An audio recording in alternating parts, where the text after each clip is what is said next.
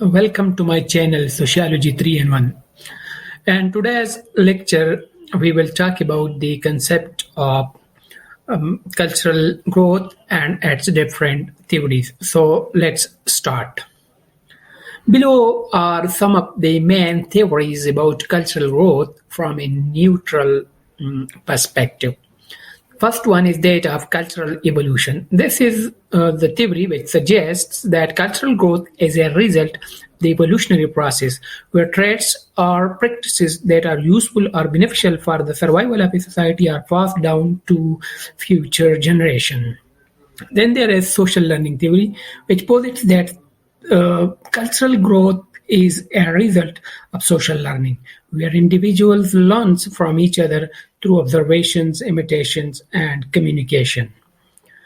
Then there is another theory is that of cultural diffusion. This theory suggests that cultural growth is a result of cultural diffusion, where cultural traits and practices are spread from one society to another through migration, trade, and communication.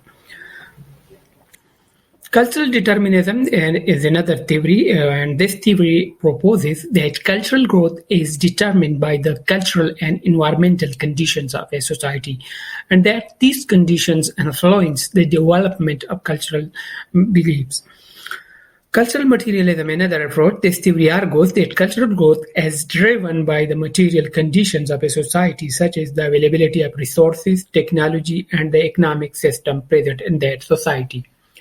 These are just some of the main theories of cultural growth, and there are many other perspectives and theories that explain this phenomena in minute detail, which should be studied. Thank you.